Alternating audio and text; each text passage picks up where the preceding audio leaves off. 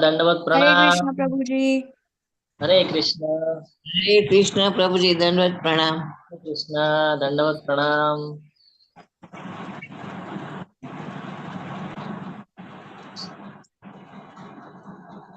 Visible છે?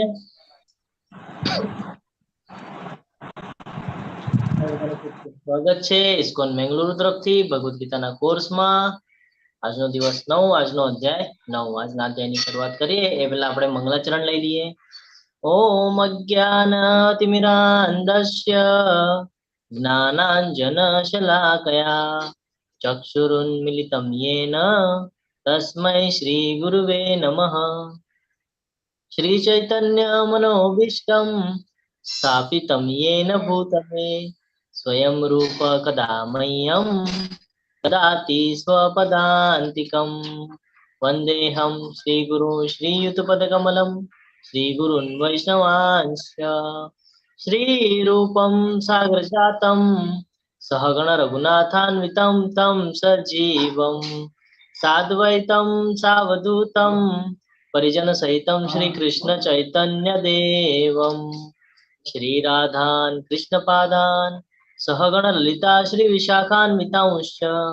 हे कृष्ण करुणा सिंधु दीनबंधु जगतपते गोपेश गोपिका कांत राधाकांत नमोस्तुते।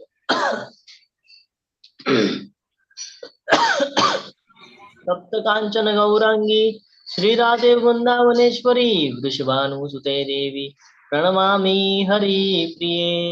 वाञ्छाकल्पतरुभ्यश्च कृपा सिन्धुभ्य एव च पतितानां पावनेभ्यो वैष्णवेभ्यो नमो नमः। जय श्री कृष्ण चैतन्य प्रभु नित्यानंद श्री अद्वैत गदाधर श्रीवास आदि गौर भक्त वृंद। हरे कृष्ण हरे कृष्ण हरे कृष्णा कृष्ण हरे कृष्ण हरे हरे हरे राम राम राम हरे हरे। हरे हरे कृष्ण। सर्वांनी हरे कृष्ण प्रभु जी। हरे कृष्ण। जो આજનો અધ્યાય સેન્ટરમાં આવે બરાબર ને, નવમો અધ્યાય આપણે અત્યારે ભગવદ ગીતાના સેન્ટરમાં છે। હવે નવો અધ્યાય બાકી છે, આજનો અધ્યાય પૂરો થશે તો સેન્ટરમાં રાખવામાં આવ્યો છે। એનો અર્થ શું છે? એકદમ મહત્વનું છે। એનું નામ પણ શું છે? પરમ ગુહ્ય જ્ઞાન, કે જે કોઈ પાસે જ નથી। ગુપ્ત જ્ઞાન છે આ, જે કોઈ પાસે જ નથી। એ જ્ઞાન આપણને ભગવદ ગીતામાં આપવામાં આવેલું છે ને એ પણ ક્યાં? તો સેન્ટરમાં, એક્ઝેક્ટલી સેન્ટરમાં રાખેલું છે। આપણે જોઈએ કે આજે આપણને કયું એવું જ્ઞાન મળવાનું છે, એની ઝાંખી જોઈએ આપણે તો રાજવિદ્યા। શું કીધું છે આને? રાજવિદ્યા। શા માટે કીધું છે એ પણ આપણે જાણવાનો પ્રયત્ન કરવાનો છે આમાંથી। કૃષ્ણ જે જ્ઞાનને પ્રગટ કરવાના છે એનો મહિમા 1 થી 3 પહેલા 3 શ્લોક भात लाखी लावવાનું ખાઈ જો તારે કે ઐશ્વર્ય વાત કર દઈ જ્ઞાનનો આ વિશ્વ સાથેનો શું સંબંધ છે એક આપણને ખબર પડશે। વિવિધ પ્રકારના ઉપાસક કેવા હોય છે, ભગવાનના ઉપાસક વિવિધ પ્રકારના કોણ કોને ભજે છે, કેવી રીતે છે, બધું આપણને ક્લિયર કરશે। આપણે એમાં કઈ કેટેગરીમાં આવે છે આપણે એ પણ જોવાનું છે। અને કૃષ્ણ ભક્તિનો મહિમા, કે ભગવાનના ભક્તિ કરવાથી આપણને શું પ્રાપ્ત થાય છે। આની પહેલા આપણને ખબર છે ઓલરેડી કે ભગવાનની ભક્તિ કરવાથી આપણને ભગવત ધામની પ્રાપ્તિ થાય છે, તો પણ આપણે આજના અધ્યાયમાં ફરી પાછું એને રિફ્રેશ કરીશું। આજના અધ્યાયની શરૂઆત કરીએ। પહેલો શ્લોક ભગવાન દ્વારા છે। શ્રી ભગવાનુવાચ ઇદમ તુ તે ગુહ્યતમ પ્રવક્ષ્યામ્યન્યસૂયવે જ્ઞાનમ વિજ્ઞાન સહિતમ યજ્ઞાત્વા મોક્ષસે શુભાત। પૂર્ણ પુરુષોત્તમ પરમેશ્વર બોલ્યા, પ્રિય અર્જુન, તું કદાપી મારી ઈર્ષ્યા કરતો નથી, તેથી હું તને આ પરમ ગુહ્ય જ્ઞાન તથા સાક્ષાત્કાર વિશે જણાવીશ। શું કહે છે? ત્યારે કે છે ભગવાન અર્જુનને, જ્યારે અર્જુન કેવો છે તો ઈર્ષ્યા નથી કરતો કોઈ દિવસે, અને ભગવાનનો શુદ્ધ ભક્ત પણ છે અને પ્રિય મિત્ર પણ છે, કે જે જાણીને તું ભૌતિક અસ્તિત્વના સર્વ ક્લેશોમાંથી મુક્ત થઈ। જો ભગવાન શું કહે છે? ભૌતિક અસ્તિત્વના સર્વ ક્લેશોમાંથી મુક્તિ। આ બધા નાના નાના જે પોઈન્ટ છે ને, આ બધા નોટ ડાઉન કરવા જેવા છે। 9મા અધ્યાયના પહેલા શ્લોકમાં ભગવાન આપણને કહે છે ક્લેશમાંથી કેવી રીતે મુક્ત થઈ શકે।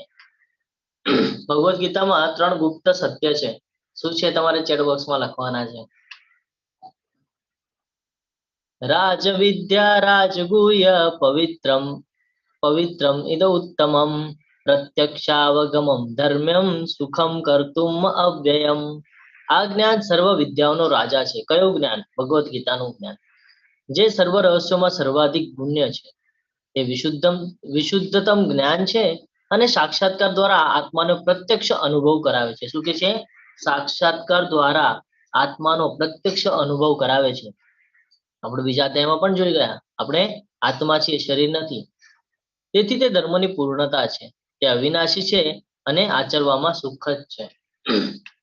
ભગવદ્ ગીતાને અહીં શા માટે રાજવિદ્યા કહેવામાં આવી છે? આનું પણ આન્સર તમારે ચેટ બોક્સમાં લખવાનો છે. હે શત્રુ વિજેતા, જો શું કે છે એને કહે છે કે હે શત્રુ વિજેતા, જે મનુષ્યો ભક્તિમાં શ્રદ્ધા ધરાવતા નથી તેઓ મને પ્રાપ્ત કરી શકતા નથી. તેથી તેઓ આ ભૌતિક જગતમાં જન્મ મરણના માર્ગ પર પાછા આવે છે. આજે ચક્ર છે જન્મ મૃત્યુનું, એમાં એ ફર્યા કરે છે. આજે આપણે ડિટેલ્સમાં સમજશું કે કેવી રીતે સિચ્યુએશન નિર્માણ થાય છે, કે આપણે પાછા ઉપરના યોનિમાં જઈએ અથવા તો ઉપરના લોકમાં જઈએ, પાછા નીચેના લોકમાં શા માટે આવે છે ને એ પણ આપણે આજના એમાં સમજવાના છે. તો જે ભક્ત નથી હોતા ને એ લોકો કોઈ દિવસે ભગવાનને પ્રાપ્ત નથી કરી શકતા, કે ભગવાનના ધામમાં જઈ નથી શકતા. એટલા માટે અત્યારથી જ આપણે ભગવાનની ભક્તિ કરવાની શરૂઆત કરી દેવી જોઈએ. આ સમગ્ર જગત મારા વડે મારા અવ્યક્ત રૂપમાં વ્યાપ્ત છે. સર્વ જીવો મારામાં છે પરંતુ હું તેમનામાં નથી. શું કે છે? સર્વ જીવો મારામાં છે પરંતુ હું તેમનામાં નથી. આનો અર્થ શું થાય? અહીંયા તો એવી રીતે કે ભગવાન એમ કહે છે કે હું તેમનામાં નથી, અને આપણને તો ખબર છે કે ચતુર્ભુજ સ્વરૂપે આપણા હૃદયમાં વિરાજમાન છે. તો આમ શું કામ કીધું છે? હરે કૃષ્ણ, કોને ખબર છે કેમ ભગવાને આવો શબ્દ વાપર્યો હશે કે સર્વ જીવો મારામાં છે પરંતુ હું તેમનામાં નથી?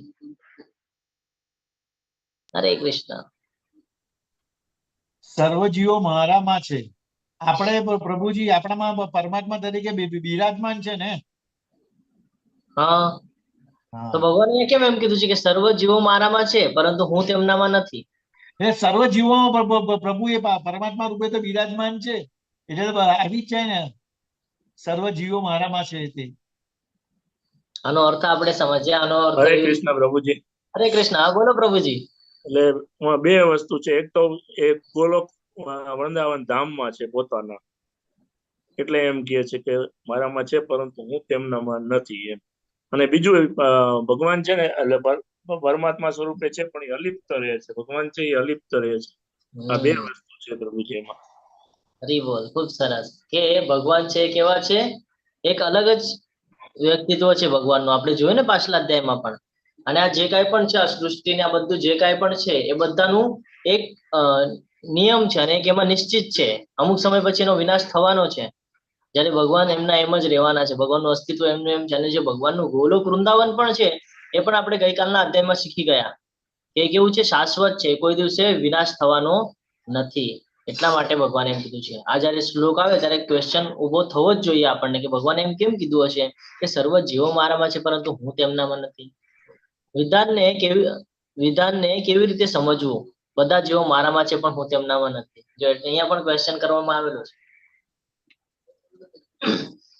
તેમ છતાં મારા વડે ઉત્પન્ન બધી વસ્તુઓ મારામાં સ્થિત રહેતી નથી. મારા યોગ્ય ઐશ્વર્યને તું જો કે હું સર્વ જીવોનું પાલન કરતા છું અને સર્વત્ર વ્યાપ્ત છું. જો ભગવાન કણકણમાં છે આપણને ખબર છે ને, અને બધા જીવોનું પાલન કરતા. કેમ? તો બીજ પદ પિતા, આપણને બધાને ખબર છે કે બીજ આપનાર પિતા પણ એ જ છે. છતાં હું આ જગતનો અંશ નથી, કારણ કે હું જ તો સર્જનનો મૂળ સ્ત્રોત્ર છું. બધું નિર્માણ કોના દ્વારા થયું છે? ભગવાન દ્વારા થયું છે. આજનો આખો અધ્યાય ખાલી આવી રીતે સમજવાનો જ છે. એમાં બહુ ડીપલી જવાની જરૂર નથી, કારણ કે બધું જ્ઞાન આપણને ઓલરેડી આપેલું છે. આપણે ખાલી રિફ્રેશ કરવાનું છે. અને ફરીથી જેવી રીતે સર્વત્ર વહેનારો પ્રબળ વાયુ હંમેશા આકાશમાં સ્થિત રહે છે, તેવી રીતે ઉત્પન્ન થયેલા સર્વ પ્રાણીઓ મારામાં રહેલા જાણ છે ને. આનું આપણે એક ઉદાહરણ લઈએ કે માતા યશોદાને અને અર્જુનજીને બંનેને વિરાટ સ્વરૂપના દર્શન કરાવ્યા છે. ખબર છે ને, બાળ સ્વરૂપે હતા ત્યારે મોઢામાં આખું બ્રહ્માંડના દર્શન કરાવી દીધા હતા. અને જયારે યુદ્ધની મેદાનમાં જયારે ઉપસ્થિત હતા, 11મા અધ્યાયમાં આવશે વિરાટ સ્વરૂપ, ત્યારે અર્જુનજીને દર્શન કરાવી દીધા હતા. એટલા માટે કીધું છે કે સર્વ પ્રાણીઓને મારામાં રહેલા જાણ કે આ બધું ક્યાં છે તો ભગવાનની અંદર સ્થિત છે. અને કેવું છે તો જેવી રીતે સર્વત્ર વહેનારું પ્રબળ વાયુ હંમેશા આકાશમાંથી સ્થિત રહે છે ને એ પ્રમાણે. આગળ જોઈએ શું કે છે. સર્વભૂતાનિ કૌંતેય પ્રકૃતિ યાન્તિ મામિકામ કલ્પક્ષયે પુનઃસ્થાની કલ્પાદૌ વિસૃજામ્યહમ. હે કુંતી પુત્ર, કલ્પના અંતે સમગ્ર ભૌતિક સર્જન મારી અંદર પ્રવેશે છે અને અન્ય કલ્પના આરંભમાં હું તેમને મારી શક્તિથી પુનઃ ઉત્પન્ન કરું છું. આપણને ખબર છે અહીંયા રાઈટ સાઈડ લેફ્ટ સાઈડમાં આપણને પિક્ચર પણ બતાડેલું છે. ભગવાન કૃષ્ણ અને મહાવિષ્ણુ, જેને આપણે કર્ણોદક્ષ વિષ્ણુ દ્વારા ઓળખીએ છીએ, એમના રૂપમાંથી બ્રહ્માંડનું નિર્માણ થાય છે, ગર્ભોદક્ષ વિષ્ણુ, અને પછી એ બ્રહ્માજીની ઉત્પત્તિ કરે છે ને 14 લોક સર્જાય છે. તો બધું કોના દ્વારા થાય છે? ભગવાન કૃષ્ણ દ્વારા થાય છે. પ્રકૃતિ સ્વામવષ્ટભ્ય વિસૃજામિ પુનઃ પુનઃ ભૂતગ્રામ ઇમં કૃષ્ણમ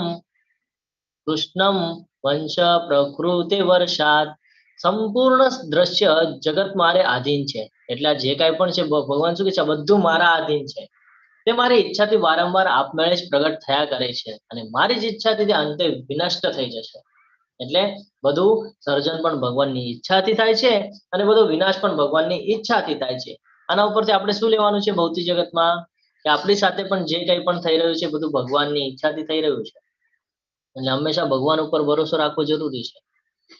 કોઈ દિવસે એમ નથી સમજવાનું કે મેં કર્યું, મારા લીધે થયું, હું કરી રહ્યો છું, મેં આમ કર્યું એટલે આમ થયું. બધું ભગવાનની ઈચ્છાથી થાય છે. આપણે ખાલી નિમિત્ત માત્ર છીએ. હા, હંમેશા યાદ રાખવાનું છે.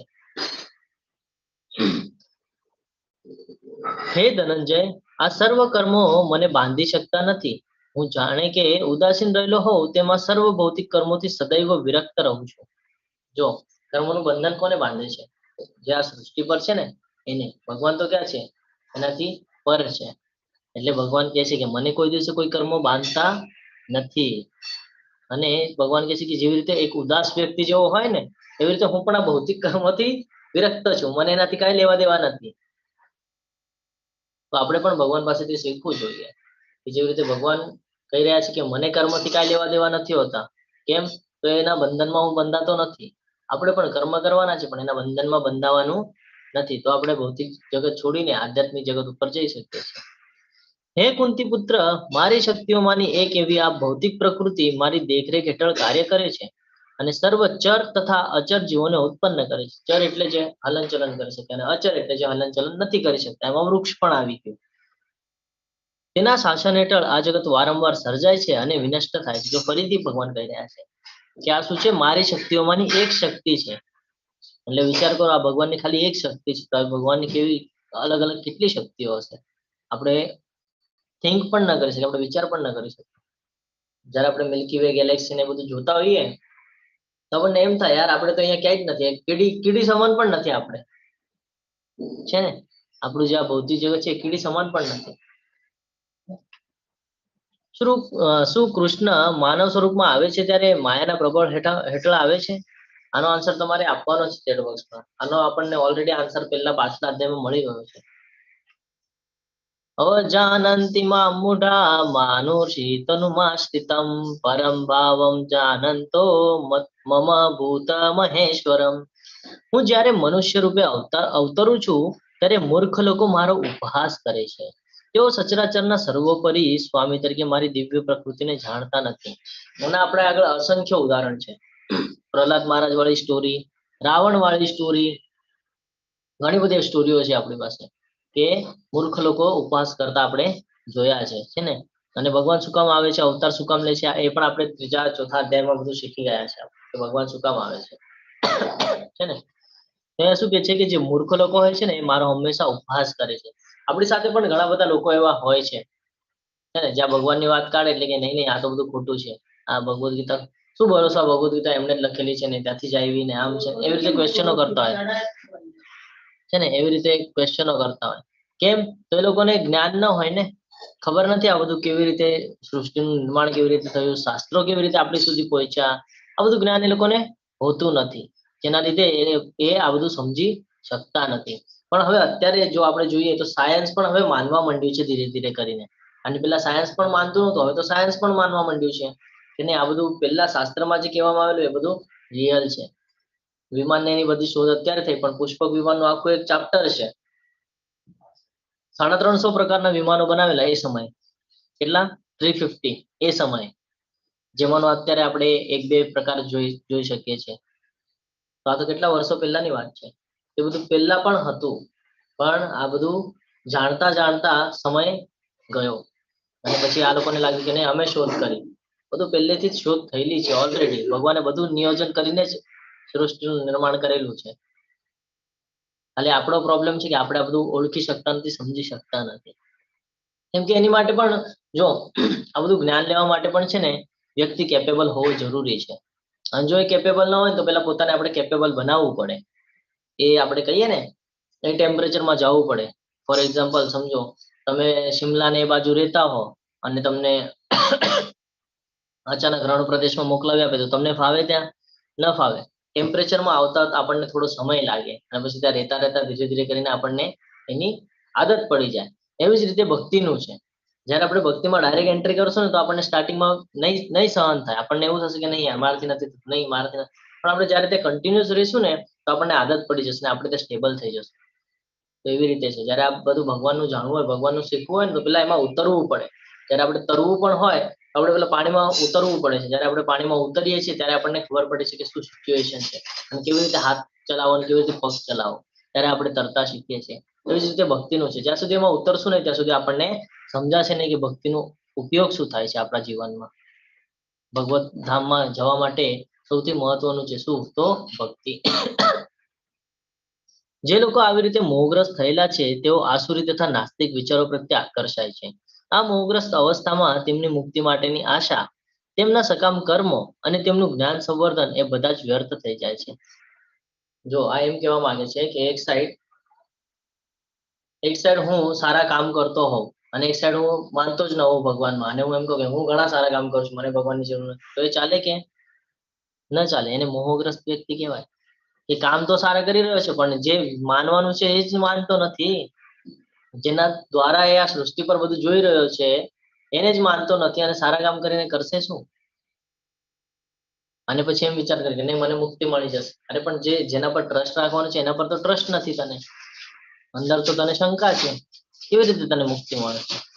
તો અહીંયા એક રીતે કે ઘણું બધું સારું કામ પણ કર્યું હોય, ભલે એ વ્યક્તિ ખૂબ સરસ ઓલું કરતો હોય, શું કહીએ આપણે એને, બધા કામમાં પ્રોપર હોય, બાકીની બધી બાબતમાં એક્યુરેટ હોય, પણ જો એને ભગવાનની ભક્તિ નહીં કરી હોય, ભગવાનને જ નહીં સમજ્યા હોય તો એનું જીવન જ વ્યર્થ છે ને? જીવન જ વ્યર્થ છે. કે તું આ સૃષ્ટિ પર આવ્યો એમાં પણ તને માનવનો જન્મ મળ્યો અને માનવનો જન્મ મળ્યા પછી પણ તારે જો ભગવાનનું જ્ઞાન નથી, ભગવાન શું છે એ ખબર નથી તને, કેવી રીતે બધું સર્જન થયું એ ખબર નથી, તો પછી આવીને ઉપયોગ શું? આ તો ઓલા જેવું થયું, પશુ પક્ષી જેવું કે આવ્યા, જીવ્યા અને વયા ગયા અને પાછા આવશે પછી. આ એની જેવું થયું. એનાથી આપણો પોતાનો ઉદ્ધાર થતો નથી.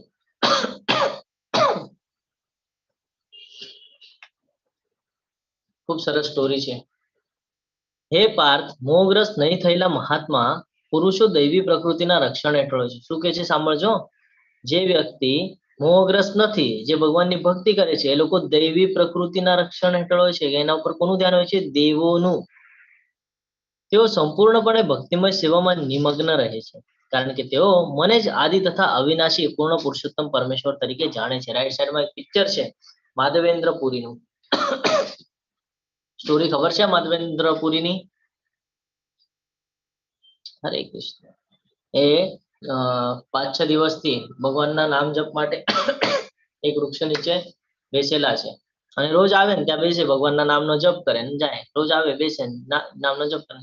એક સમય એવો થાય છે કે ત્યાં એક ગોવાળિયો આવે છે. ગોવાળિયો આવે છે અને એને પ્રસાદી આપે છે કે આ પ્રસાદી તમે લઈ લો. તો કે કેમ? તો કે હું તમને રોજ જોઉં છું 4-5 દિવસથી, તમે અહીંયાથી જતા નથી ક્યાંય, કઈ ખાતા પીતા નથી, તો એટલા માટે મને તમારા માટે ઓલું થયું એટલે હું તમારી માટે પ્રસાદી લાવ્યો છું.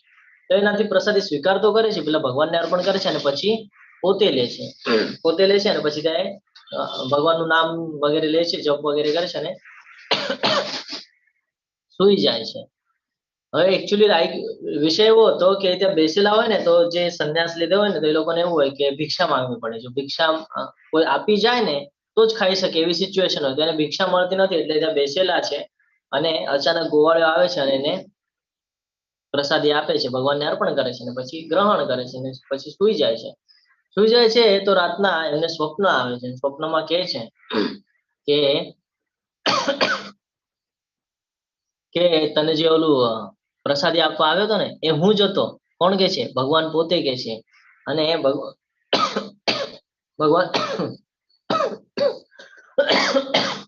ભગવાન એને કે છે કે એ હું જ હતો. હવે તારે એક કામ કરવાનું છે. તો કે શું? તો કે ઓલી ગોવર્ધનની ટેકરી છે ને એમ કે એમાં હું ત્યાં દટાઈ ગયો છું, એમાંથી તારે મને બહાર કાઢવાનું છે. શું કે છે? ગોવર્ધનની ટેકરીમાં હું ત્યાં દટાઈ ગયો છું ને ત્યાંથી તારે મને બહાર કાઢવાનો છે. તો કે ઠીક છે, વાંધો નહીં. સવારે ઉઠે છે, બધાને ભેગા કરે છે ત્યાં ગામના લોકોને અને ત્યાં જાય છે ગોવર્ધનના ટેકરી ઉપર. ત્યાંથી મહેનત કરીને પછી એક વિગ્રહ, સરસ મજાના વિગ્રહ લે છે. એ વિગ્રહ મળે છે, વિગ્રહની સ્થાપના કરે છે, પૂજા કરે છે, સ્થાપના કરે છે અને પૂજા કરે છે. એ વિગ્રહ કયા છે ખબર છે કોઈને? શ્રીનાથજી. શ્રીનાથજી. શ્રીનાથજી. ખૂબ સરસ. તો એ વિગ્રહની પૂજા વગેરે, આરાધના વગેરે કરે છે અને એનો ઓરિજિનલ ઓલું ક્યાં છે? નાથદ્વારામાં, જેને આપણે શ્રીનાથજી તરીકે ઓળખીએ છીએ. એ ક્યાં છે? મેન એનું સ્થાન નાથદ્વારામાં છે. તો પછી એ કહે છે કે હું દટાયેલો છું, તું મને ત્યાંથી કાઢ અને શું કર? તો મને ત્યાં બહુ ગરમી થાય છે તો મને ચંદનનો લેપ લગાડ. કયું ચંદન? તો કે મલાઈ ચંદન. હવે મલાઈ ચંદન ત્યાં ક્યાં મળે? મલાઈ ચંદન મળે ઓરિસ્સામાં. ત્યાં તો મલાઈ ચંદન હોય નહીં. તો પછી એ કહે છે ઠીક છે, વાંધો નહીં. તો એ મલાઈ ચંદન લેવા માટે, ઓરિસ્સા ઘણું લાંબુ છે ત્યાંથી, તો એ મલાઈ ચંદન લેવા માટે, ભગવાનની સેવા કરવા માટે, એટલે ભક્તિ જુઓ એની કેવી છે, ભગવાનની સેવા કરવા માટે જાય છે ઓરિસ્સા. જયારે ઓરિસ્સામાં જાય છે તો ત્યાં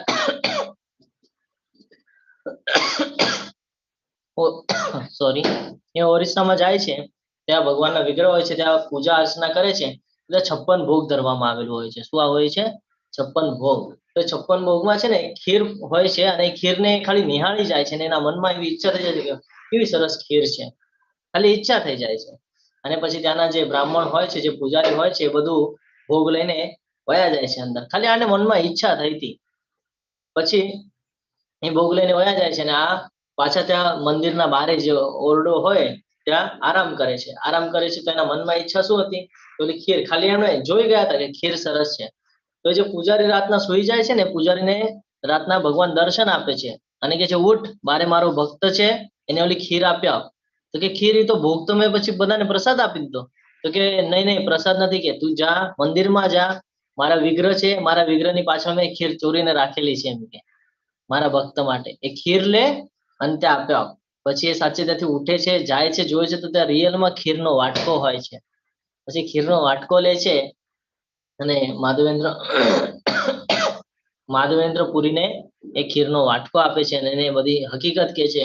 તો એ પણ આશ્ચર્યમાં જ વયા જાય છે કે ભગવાનને મારી માટે ચોરી કરવી પડી. એટલે ભાવ જુઓ એનો કેવો છે કે ભગવાનને ચોરી કરવી પડી મારી માટે. તો એકદમ હળવા થઈ જાય છે, આમ રડવા જેવા થઈ જાય, હળવા થઈ જાય છે. તો ભગવાનનો પ્રેમ છે પોતાના ભક્ત માટે. એના પરથી આપણે આ સમજી શકીએ છીએ કે કેવા એ ભગવાનના ભક્ત પણ કેવા છે. કે વૃંદાવનથી ઓરિસ્સા ચાલ્યા હતા. જેની માટે ચાલતા ગયા? તો ભગવાનને મલાઈ ચંદન જોઈતું હતું, એનો લેપ જોઈતો હતો, એટલા માટે. તો ભગવાન આવી રીતે ધ્યાન રાખે છે. ખૂબ જરૂરી છે. ખાલી એ જોઈ ગયા હતા અને ત્યારથી નામ પડ્યું ખીરચોરા માખણ. સોરી, ખીરચોરા શું કહેવાય એને? કઈ જગ્યા છે એ? માતાજી કઈ જગ્યા છે એક્ઝેક્ટલી? શિલચોર ગોપાલ કહેવાય. હા, પણ જગ્યા પ્લેસ કઈ છે પ્રભુજી? એ જ્યાં એ વિગ્રહ છે એ પ્લેસ, મને એનું નામ નથી યાદ આવી રહ્યું. જ્યાં એ વિગ્રહ છે ને એનું પ્લેસ ઓરિસ્સામાં છે. હું તમને આવતીકાલે કહીશ પ્લેસ, મને એક્ઝેક્ટલી અત્યારે નામ ક્લિક નથી થઈ રહ્યું. તો ત્યાં છે. મહામાયા અને યોગ માયા વચ્ચે શું તફાવત છે? આપણે અત્યારે જોયું ને એનો આન્સર છે. આ ક્વેશ્ચન નો એ આન્સર છે. તો તમારે ચેટ બોક્સમાં લખવાનો છે કે શું આન્સર છે. આગળ વધીએ. સતતમ કીર્તયંતો મામ યતનશ્ચ દ્રઢવ્રતા નમસ્યંતશ્ચ મા ભક્ત્યા નિત્યયુક્તા ઉપાસતે. તે મહાત્માઓ મારા મહિમાનું નિત્ય કીર્તન કરતા, દ્રઢ સંકલ્પ પૂર્વક પ્રયાસ કરતા, મને નમસ્કાર કરતા, ભક્તિ ભાવે નિરંતર મને ભજે છે. કોણ? કયા મહાત્માઓ? જેને આ જ્ઞાન છે, જેની પાસે ભક્તિ છે, એ લોકો હંમેશા ભગવાનનો આશરો લેતા હોય છે.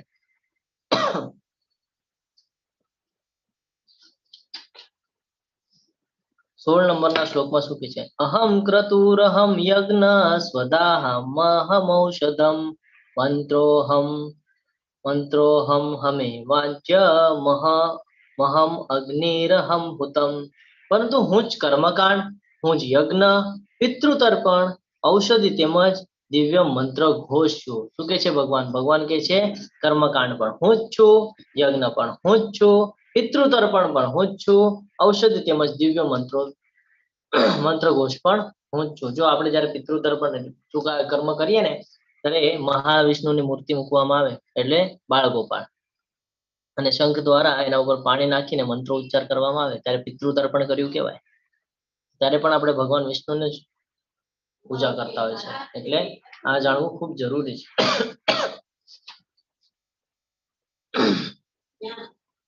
ખૂબ સરસ શ્લોક છે આગળનો પણ.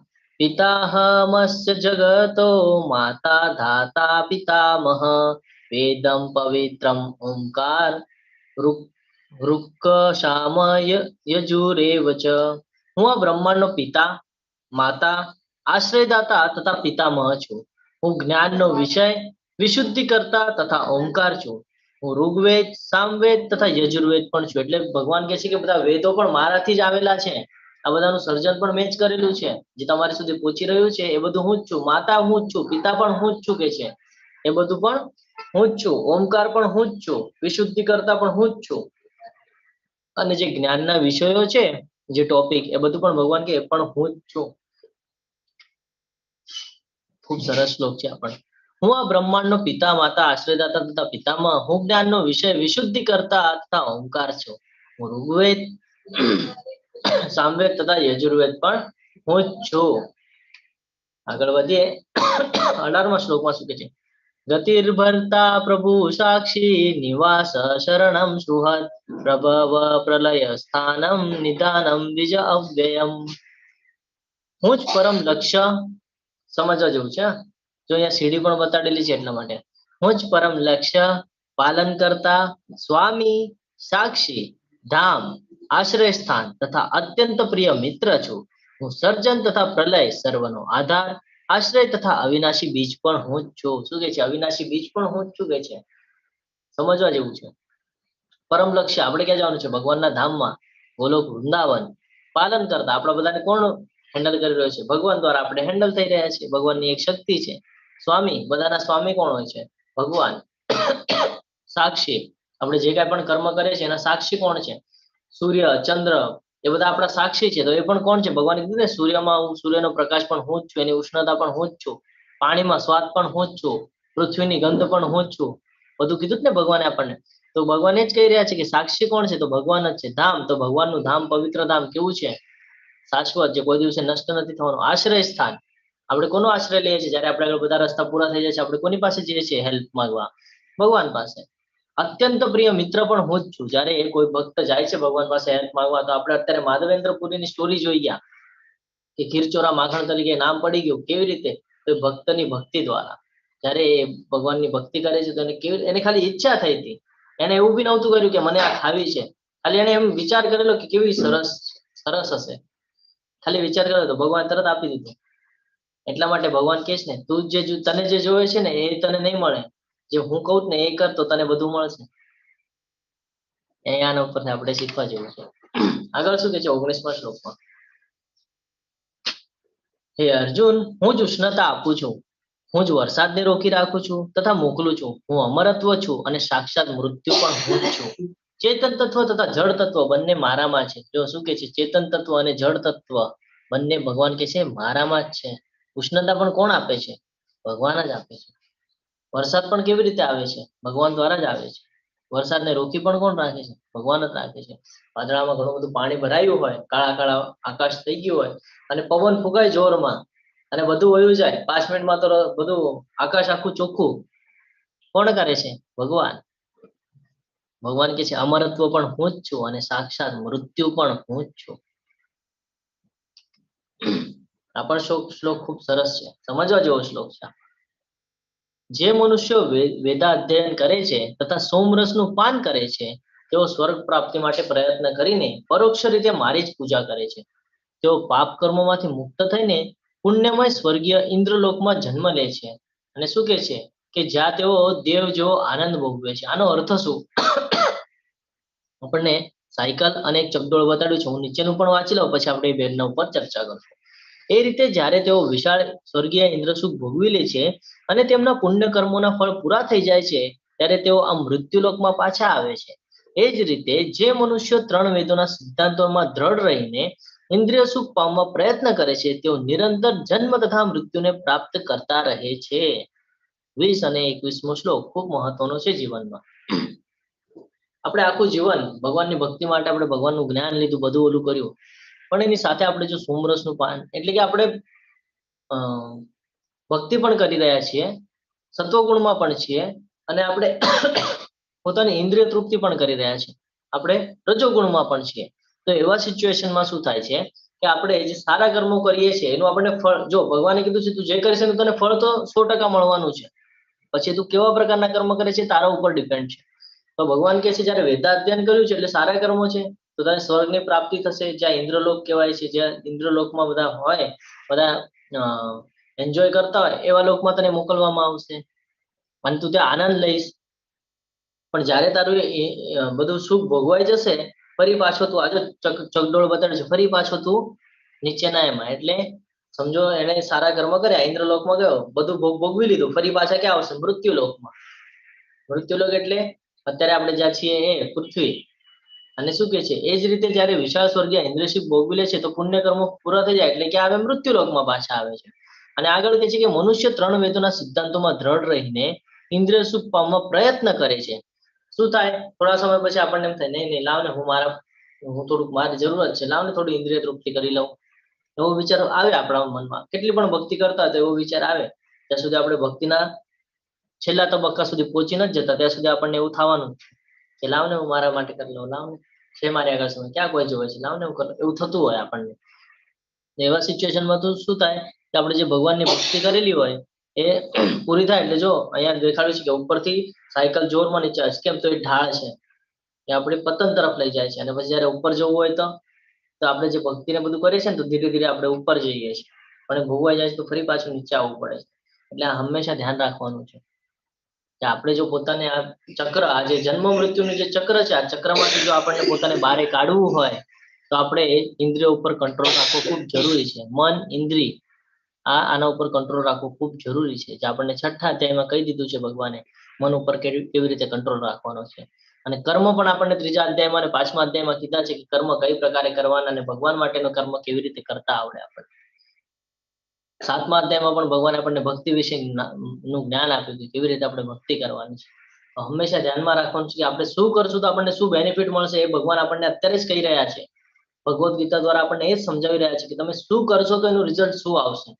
આપણને આપણું ભવિષ્ય ખબર હોય છે કે નથી ખબર હોતું, પણ ભગવદ્ ગીતા જે અધ્યયન કરી લે છે, જેને ભગવદ્ ગીતા સમજમાં આવી જાય છે એને પોતાનું ફ્યુચર ખબર પડી જાય છે કે શું છે. કારણ ભગવાન એ બધું ક્લિયર કરે છે. એટલા માટે તો આને કીધું છે રાજ વિદ્યા, કીધું ને એટલા માટે જ કીધું. આગળ વધીએ. પરંતુ જે લોકો અનન્ય ભાવે મારી દિવ્ય સ્વરૂપનું સદા ચિંતન કરતા રહી મને ભજે છે તેમની જરૂરિયાતોની હું પૂર્તિ કરું છું તથા તેમની પાસે જે છે તેનું રક્ષણ પણ કરું છું. મોસ્ટ ઇમ્પોર્ટન્ટ શ્લોક છે આ ભૌતિક જગતમાં આપણી માટે. ભગવાન શું કે છે? જે મનુષ્ય અનન્ય ભાવે દિવ્ય સ્વરૂપનું સદા ચિંતન કરતા રહી મને ભજે છે, એટલે જે ભગવાનના ભક્ત છે, જે ભગવાનને હંમેશા ભજે છે, ભગવાન અહીંયા ક્લિયર કહી રહ્યા છે કે તેમની જરૂરિયાતોની હું પૂર્તિ કરું છું. અને આપણે શું કરતા હોઈએ છીએ? ભૌતિક જગતમાં બધું ગોતતા હોઈએ છીએ, મને આ જોઈએ છે, મને ઓલું જોઈએ છે, મને છે ને. અહીંયા શોર્ટકટ કી આપેલી છે ભગવાને. શું કામ કરવાનું છે? ખાલી ભગવાનને ભજવાનું છે, અનન્ય ભક્તિ કરવાની છે ભગવાનની. બધું એની મેળે આપણને મળતું રહેશે. ભગવાન પોતે કહી રહ્યા છે અહીંયા. આજ તો આપણને નથી ખબર પડતી. અને ભગવાન પાસે કે પણ શું છે? પૂર્તિ તો કરું છું, પ્લસ એમની પાસે જે છે એનું રક્ષણ પણ કરું છું. આપણને બીક હોય ને કે મારી પાસે આટલું બધું છે, વયું જશે તો બીક બધાને હોય. તેનું રક્ષણ પણ ભગવાન કરે છે, પણ ક્યારે પોસિબલ છે? અનન્ય ભક્તિ દ્વારા. ભગવાનની ભક્તિ કરશો તો એ બધું પોસિબલ છે. અહીંયા બધું સિક્રેટ નોલેજ આપેલા છે, બધા જીવનના, ભૌતિક જીવનના સિક્રેટ નોલેજ છે અહીંયા બધું. આ આપણને ખબર જ હોતી નથી, એટલે આપણે એનું પાલન કરતા નથી, એટલે આપણને મળતું નથી ને આપણે ભૌતિક જગતમાં ભાગદોડ કર્યા કરે કે મને આ જોઈએ છે, મને ઓલું જોઈએ છે, બધી અપેક્ષાઓ રાખ્યા કરે, પણ જગતની અપેક્ષા કઈ પૂરી થતી નથી. પણ જે ભગવાનના ભક્ત બની જાય છે એની અપેક્ષા ભગવાન તરત પૂરી કરતા હોય છે. કારણ કે એની કઈ અપેક્ષા જોતી નથી ને એક જ અપેક્ષા હોય છે કે મારે ભગવત પ્રાપ્તિ કરવી છે, અને ભગવાન એ પૂર્ણ પણ કરે છે. આપણી પાસે શ્રીલા પ્રભુપાદજીનું ઉદાહરણ છે, કેવી ભગવાનની ભક્તિ કરી એમને, અને સ્થાન પણ ક્યાં છે? ઇસ્કોનના ટેમ્પલમાં જાઓ તો ખબર પડે સ્થાન ક્યાં છે. ભૌતિક જગતમાં પણ આપણને દેખાડી દીધું છે કે સ્થાન ક્યાં છે, આધ્યાત્મિક જગતમાં પણ સ્થાન એવી જ જગ્યાએ છે. ઉપરથી શ્રીલા પ્રભુપાદજી જોતા હશે કે મેં તૈયાર કરેલા ભક્તો કોણ શું ક્યાં કરી રહ્યા છે. ખૂબ જરૂરી છે. 24મા શ્લોકમાં શું કે છે? હું જ સર્વ યજ્ઞોનો એકમાત્ર ભોગતા અને સ્વામી છું. તેથી જે મનુષ્ય મારી સાચી દિવ્ય પ્રકૃતિને ઓળખી શકતા નથી તેઓ અધપત થાય છે. એટલે જે ભગવાનને સમજી નથી શકતા, જે ભગવાનને ઓળખી નથી શકતા, એ અધપતિત, એટલે પાછું એનું નીચેના યોનિમાં જવાની તૈયારી કરે છે. ઇનડાયરેક્ટલી કહેવાનું કે પતન તરફ આગળ વધી જાય છે. એટલે હંમેશા ધ્યાનમાં રાખવાનું છે કે આપણને ભગવાન શું કહેવા માંગે છે અને આપણે આમાંથી શું સાથે લઈ જવાનું છે. આજનો તે ખૂબ મહત્વનો છે, ગુહ્ય જ્ઞાન છે. આ પણ આપણને સ્ટોરી ખબર છે 24મા શ્લોકની. શું કીધું છે 24મા શ્લોકમાં? પત્રમ પુષ્પમ ફલમ તોયમ યો મે ભક્ત્યા પ્રયચ્છતિ તદહમ ભક્ત્યુપહતમ આશ્રામી પ્રયતાત્મન. જો કોઈ મનુષ્ય પ્રેમ તથા ભક્તિ પૂર્વક મને પર્ણ એટલે કે પાન, ફૂલ, ફળ કે જળ અર્પણ કરે છે તો હું તેનો સ્વીકાર કરું છું. શું કહે છે? કે કોઈ પણ ભક્તિપૂર્વક, પ્રેમપૂર્વક મને જો કંઈ પણ અર્પણ કરે છે તો હું એનો સ્વીકાર કરું છું. અને ભગવાન અપેક્ષા પણ શું રાખે છે? ભક્તિની રાખે છે, પ્રેમની રાખે છે, વસ્તુની રાખતા નથી. આમાં મહત્વ વસ્તુને નથી, આપણા ભાવને છે કે આપણે કયા ભાવે ઓલું કરીએ છીએ. અહીંયા એક સ્ટોરી પણ છે કે જ્યારે ભગવાન નાના હોય છે તો એને ફ્રૂટ ખાવાનું મન થાય છે. હવે એ સમયમાં એવું હતું કે વસ્તુના બદલે વસ્તુ આપે. સમજો મારી આગળ એક મુઠ્ઠી ચોખા હોય તો હું એક મુઠ્ઠી ચોખા આપું ને એમની પાસેથી એટલા જ પ્રમાણની વસ્તુ લઈ શકું. તો એની ઈચ્છા થાય છે, દોડતા દોડતા જાય છે અને માતાજીને કહે છે કે તમે ક્યાંય જતા નહીં, ખમો, હું 2 મિનિટમાં આવું છું. ઘરે જાય છે અને એના હાથમાં જે મુઠ્ઠીમાં જેટલા દાણા આવે એટલા એ દાણા લઈને આવે છે તાંદૂળના, અને એને આપે છે હોશે હોશે કે એમાંથી ભાગતા આવે છે તો 4-5 દાણા વેરાઈ જાય છે, પડી જાય નાના બાળકના હાથમાંથી હોય તો પછી જાય છે એને આપે છે. તો આ જ્યારે ભાવ જોવે છે કે એને કેટલી લાગણી છે, કેટલું એની ઈચ્છા છે ખાવાની ફળ, તો એને એકની જગ્યાએ ઘણા બધા ફ્રૂટ આપી દે છે. જો આપણે જોઈએ છે કે પ્રેમ ભાવથી કે કેવું એને એટલું બધું ગમી ગયું કે જો કેવું એકદમ નિખાલસપણે આવેલું છે અને એને ખાવાની ઈચ્છા છે તો એને બધા ફ્રૂટ આપી દે છે. જ્યારે એને ફ્રૂટ આપી દે છે ને પછી એ જે તાંદૂળ એના ટોકરીમાં આપવામાં આવ્યા હોય છે એ લઈને એ પોતાના ગામ તરફ નીકળી જાય છે. હવે જ્યારે પોતાના ગામ તરફ જાય છે તો અડધા રસ્તામાં એને થાક લાગવા માંડે છે. તો વિચાર કરે છે મને થાક કેમ લાગે છે? થોડી વાર ખબર પડે છે કે અરે ઉપર વજન વધી ગયું છે. ત્યારે કે ઉપર તો ફ્રૂટ છે જ નહીં, મેં તો ઓલા બાળકને આપી દીધા. ઉપર ફ્રૂટ છે જ નહીં તો પછી વજન શેનું છે? ત્યારે ઉતારીને જોવે છે તો એ બધું ઘરેણામાં તબદીલ થઈ ગયું હોય છે. તો આ ભગવાનની ભક્તિ છે કે તમે જેટલું ભગવાનને આપશો ભગવાન એના 10 ગણું તમને આપશે. ખૂબ મહત્વનું છે, શીખવા જેવું છે આપણે અહીંયા આ સ્ટોરીમાંથી કે જ્યારે તમે ભગવાનને પ્રેમપૂર્વક કાંઈ અર્પણ કરશો તો ભગવાન એનું 10 ગણું તમને આપશે. હવે તમે વિચાર કરો, તમે પ્રેમપૂર્વક ભગવાનની ભક્તિ કરશો તો ભગવાન તમને કેવી જગ્યા આપશે. એટલે ખૂબ મહત્વનું છે કે આપણે કેવો ભાવ રાખીએ છીએ. ભગવાનને શું અર્પણ કરવાનું છે? પાન આપણી પાસે હોય, બધા પાસે તુલસીજી તો બધા, તુલસી મહારાની તો બધાના ઘરે હોય જ છે, તો પાન આપી શકે. ફળ, એકાદું ફળ આપણે અર્પણ કરી શકીએ. ફૂલ, કાંઈ ન મળે તો એક ફૂલ અર્પણ કરવાનું છે. અને કાંઈ જ ન મળે, ફોર એક્ઝામ્પલ આ બધી જ બાબત નથી સમજો, તુલસી ક્યારામાં તુલસીજી પણ નથી સમજો, બહુ નાના નાના છે સમજો, એવી રીતે આપણે સમજી લઈએ કે નાના નાના છે. તો ભગવાન કે છે એક ગ્લાસ પાણી પણ તમે મને અર્પણ કરશો ને, પણ પ્રેમપૂર્વક, ઈચ્છાથી, પ્રેમ ભાવથી, જ્યારે એક ગ્લાસ પાણી પર અર્પણ કરશો ને તો એ પણ હું સ્વીકાર કરીશ. શું કે છે? એ પણ હું સ્વીકાર કરીશ. ભગવાન ભાવના ભૂખ્યા છે. વસ્તુ તો ભગવાનને કાંઈ જોઈતી નથી. ભગવાને તો બધું સર્જન ભગવાને જ કરેલું છે ને. ભગવાનને ખાલી પ્રેમ જરૂરી છે. ભાવ જરૂરી છે કે આપણે કયા ભાવથી ભગવાનને અર્પણ કરીએ છીએ. જો કોઈ મનુષ્ય પ્રેમ તથા ભક્તિપૂર્વક મને પર્ણ ફૂલ ફળ કે જળ અર્પણ કરે તો હું તેનો સ્વીકાર કરું છું. એટલે આપણે હંમેશા ભોગ પણ બનાવીએ તો પહેલા આપણે વિચાર કરવાનો છે બનાવતા વખતે કે આપણે ભગવાન માટે કરીએ છીએ અને પછી એ ભગવાનને અર્પણ કરવાનો છે અને એના પછી આપણે લેવાનું છે. જ્યારે ભગવાનને આપણે ભોગ અર્પણ કરીએ તો બધામાં તુલસી પત્ર મૂકવાના છે, કારણ ભગવાનને તુલસીજી અત્યંત પ્રિય છે. એટલે ખૂબ મહત્વનું છે કે આપણો ભોગ ભગવાન ગ્રહણ કરે અને પછી એ આપણે જ્યારે પોતે ગ્રહણ કરશું એ પ્રસાદ તો આપણી વિચારવાની ક્ષમતા વધી જાય છે, આપણામાં અંદર ભક્તિ વધવા માંડે છે, આપણું જે અજ્ઞાન છે એ અજ્ઞાનતા દૂર થાય છે અને આપણને જ્ઞાનનો પ્રકાશ મળે છે. આ બધું કેવી રીતે થાય છે? તો આ ભગવાનને અર્પણ કરેલા જે પ્રસાદ છે એ પ્રસાદને આપણે જ્યારે ગ્રહણ કરીએ છીએ ત્યારે આ બધું થાય છે. આનું ખૂબ સરસ ઉદાહરણ આપણે આગળ લાઈવ ઉદાહરણ છે. શ્રીલા પ્રભુપાદજી ત્યારે પાશ્ચાત્ય દેશમાં ગયા, ત્યાંના જે હિપ્પીઝ લોકો હતા કે જે અમુક ઉંમર થાય એટલે વ્યભિચાર કરે, બારે આવી જાય અને નશો કરે, એવા સિચ્યુએશનમાં હતા કે જેને ભક્તિ શું એનાથી કાંઈ લેવા દેવાની, એને સમજાય પણ નહીં ભક્તિ શું. પણ શ્રીલા પ્રભુપાદજી એમને પોતાને ત્યાં બોલાવતા, બધા માટે પ્રસાદી તૈયાર કરતા, ભગવાનને અર્પણ કરતા અને પછી એ પ્રસાદી બધાને ખવડાવતા. અને એનું પરિણામ અત્યારે આપણે જોઈએ છે કે ઇસ્કોનના જે બારેના જે ડિવોટીસ છે, જે ફોરેનર, એ બધા ક્યાંથી આવ્યા? એ બધા હિપ્પીઝ લોકો જ હતા. ધીરે ધીરે કન્વર્ટ થયા ભક્તિમાં. તો જ્યારે એ તમો ગુણમાં હોવા છતાં એ સત્વ ગુણમાં આવી શકે છે, તો ઓબ્વિયસલી આપણે રજોગુણમાં તો હશું જ. રજોગુણમાંથી આપણને સત્વ ગુણમાં આવવું છે તો આપણે તો પ્રયત્ન કરવો જ જોઈએ.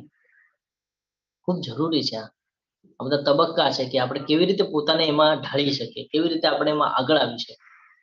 આપણને કોઈ કહે નહીં કે તું ભગવાનની ભક્તિ કર. જો સારું કામ કોઈ આપણને કહે આવી રીતે કે નહીં નહીં તું ભગવાનની ભક્તિ કર, તું આ બધું કરી રહ્યો છે, આ બધું તારું બધું વ્યર્થ છે, ઠીક છે, તું ભૌતિક જગતમાં જીવી રહ્યો છે એટલે કરવું જરૂરી છે, પણ તું એના બદલે આસક્ત નહીં થા કે મારે આ જોઈએ એટલે જોઈએ જ છે. કારણ કે જ્યારે તું ઈચ્છા રાખીશ ને નહીં પૂરી થાય ને તો તને તકલીફ થશે. પણ શેની ઈચ્છા રાખવી છે? કે મારે ભગવાનના ધામમાં જવું છે. અને જ્યારે આપણે ઈચ્છા રાખીએ છીએ તો એ કોના રિલેટેડ છે? ભગવાનના રિલેટેડ છે. જ્યારે બાકીની બધી વસ્તુઓ ભૌતિક જગતના રિલેટેડ છે. તો આ ડિફરન્સ છે. જે ભૌતિક જગતનું છે એ સુખ બધું ટેમ્પરરી છે, પછી કેટલું પણ સરસ સુખ રહેવા દે, એ બધું ટેમ્પરરી છે. જ્યારે ભગવાનની જ્યારે આપણે વાત કરીએ છીએ તો એ કાયમ સ્વરૂપી સુખ છે. એટલે ખૂબ મહત્વનું છે. અને એનો માર્ગ કયો છે? તો ભક્તિ દ્વારા. આગળ શું કે છે? ભગવાન કે છે, હે કુંતી પુત્ર, તું જે કંઈ કરે છે, જે કંઈ ખાય છે, જે કંઈ અર્પિત કરે છે અથવા દાન આપે છે અને જે તપસ્યા કરે છે એ સર્વ મને સમર્પણ કર. જો આપણે જ્યારે કોઈ હવન યજ્ઞ કરાવીએ, ઘરમાં કોઈ પૂજા કરાવીએ તો લાસ્ટમાં શું કે છે? હાથમાં પાણી લે, પછી એનો મંત્ર ઉચ્ચાર ને બધું કરે ને પછી કે કૃષ્ણ અર્પણમસ્તુ છે ને, આમ પાણી મુકાવે એ કૃષ્ણ અર્પણમસ્તુ એટલે શું? બધું કૃષ્ણને અર્પણ. શું કામ કૃષ્ણને અર્પણ? અહીંયા કીધું છે 9.27 કે આપણે જે કંઈ પણ કરીએ, જે કંઈ પણ ખાઈએ, જે કંઈ પણ અર્પિત કરીએ અથવા દાન આપીએ અથવા તપસ્યા એટલે શું?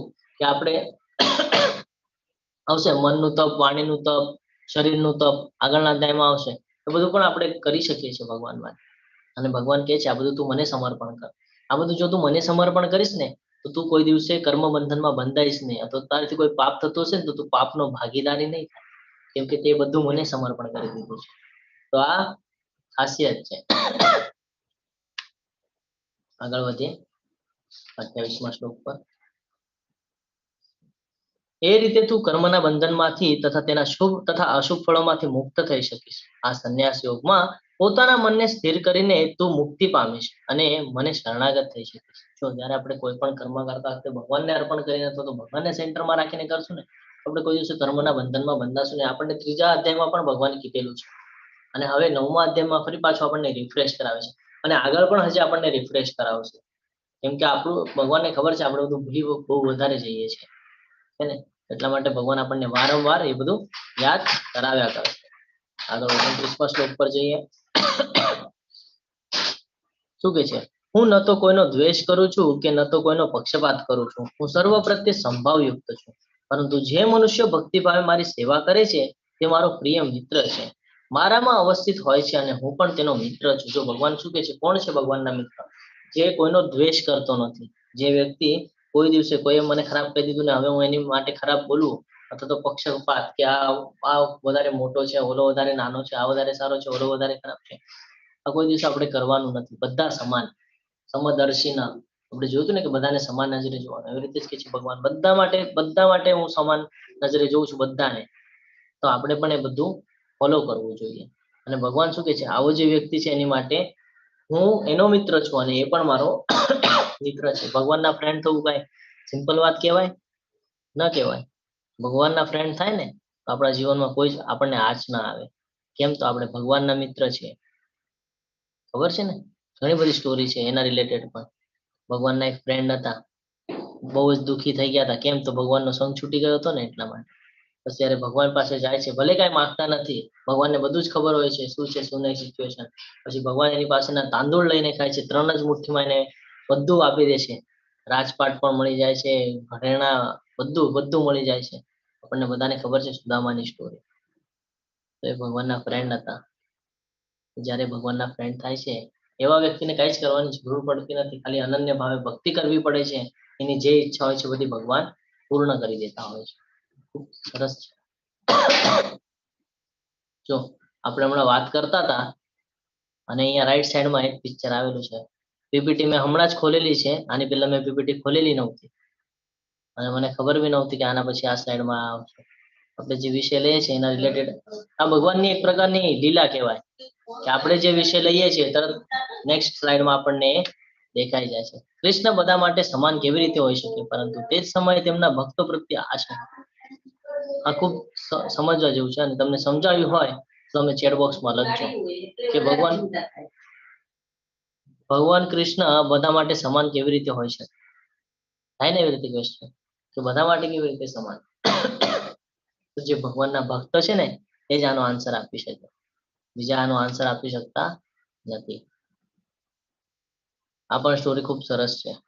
અત્યંત ઘૃણાસ્પદ કર્મ કરનાર કોઈ મનુષ્ય જો ભક્તિ ભાવે મારી સેવામાં પરોવાયેલો રહે છે તો તેને સાધુ માનવો જોઈએ. જો સાધુ પણ કોને કહે છે ભગવાન, કેવા દયાળુ છે ભગવાન. આના પરથી ખબર પડે કે અત્યંત ઘૃણાસ્પદ એટલે ખરાબમાં ખરાબ પણ કામ એને કરેલું હોય ને, પણ જો એ મનુષ્ય ભક્તિ ભાવે સેવામાં જો પરોવાઈ જાય છે ને તો એ સાધુ છે. કેમ? તો કે કારણ કે તેને પોતાના નિશ્ચયમાં યોગ્ય રીતે સ્થિત થયેલો છે. એને ખબર પડી ગઈ કે મેં ઘણા બધા ખરાબ કામ કર્યા છે પણ મારે આ ભગવાનની ભક્તિ તો ખૂબ મહત્વની છે. ચૈતન્ય મહાપ્રભુ છે, ખબર છે ને, ઘણો બધો અધર્મ થઈ રહ્યો હતો અને જયારે ગુસ્સામાં આવી જાય છે તો આમ હાથ કરે છે એટલે એના હાથમાં સુદર્શનને આહ્વાન કરી રહ્યા છે અને કે છે નહીં આપણે તો આ બધા ભક્તોને બચાવવા છે, આ તો ગડબડ થઈ જશે, બધાનો જો હું નાશ કરી દઈશ. આ બધાને આપણે સત્વગુણ તરફ લાવવાનું છે, ભક્તિમાં આગળ લાવવાના છે. અને પછી આપણને બધાને ખબર છે કે ચૈતન્ય મહાપ્રભુએ બધા અધર્મીઓને કેવી રીતે ધર્મ શીખવાડ્યો અને ભગવાનના ધામમાં જવા માટે તૈયાર કર્યા. શું કોઈ વ્યક્તિ પવિત્ર નામના જાપની શક્તિ પર પાપી કાર્યો કરી શકે છે? આનો આન્સર તમને આમાં મળશે, ભક્તિ રસામૃત સિંધુમાં. એમાં આનો આન્સર આપેલો છે કે નામ અપરાધના જે વિષયો છે એમાં આવે છે કે શું કોઈ વ્યક્તિ પવિત્ર નામના જાપની શક્તિ પર કે હું ભગવાનના નામનો જપ કરીશ તો મને આ ફાયદો થવાનો છે, ઓલો ફાયદો થવાનો છે, મને ભગવાનની પ્રાપ્તિ, અને હું એક સાઈડ ખરાબ કામ કરું, એ યોગ્ય છે કે નથી? એ તમારે આન્સર આપવાનો છે અને એનો આન્સર તમને ભક્તિ રસામૃત સિંધુમાં મળી જશે. નામ અપરાધ જે 10 નામ અપરાધ એમાં આવે છે. આઈ થિંક ચોથો કે 5મા નંબરનો છે, મને એક્ઝેક્ટલી નંબર નથી ખબર, પણ ચોથા કે 5મા નંબરે કંઈક છે નામ અપરાધમાં. હેમાંગી માતાજીને ખબર છે કારણ એમણે જ અમને શીખવાડ્યું હતું આ. તે તરત જ ધર્માત્મા બની જાય તે તરત જ ધર્માત્મા બની જાય છે અને સ્થાયી શાંતિ પ્રાપ્ત કરે છે. જો જે વ્યક્તિ અધર્મ કરેલો હોય, ઘણા બધા ખરાબ કામ કર્યા હોય અને જ્યારે ભક્તિમાં આવે છે તો શું પરિવર્તન થાય છે? તો કે ધર્માત્મા બની જાય છે ને. જે નાસ્તિક હોય ને એ જ સાચો આસ્તિક બની શકે, એવું કહેવામાં આવે છે ને, એ એટલા માટે કહેવામાં આવે છે. અને સ્થાયી શાંતિ પ્રાપ્ત કરે છે. હે કુંતી પુત્ર, નિર્ભય થઈને ઘોષણા કર કે મારા ભક્તનો કદાપી વિનાશ થતો નથી. શું કે છે ભગવાન? ગેરંટી આપવા કે છે કે કોને? અર્જુનને, કે હે કુંતી પુત્ર, તું બિંદાસ ઘોષણા કરી દે કે મારા ભક્તનો કોઈ દિવસે વિનાશ નહીં થાય. એટલે હંમેશા યાદ રાખવાનું છે, આપણે આપણું પોતાનું પતન ન થવા દેવું હોય તો આપણે ભગવાનની ભક્તિ કરવી ખૂબ જરૂરી છે. અને એની ગેરંટી કોણ લે છે?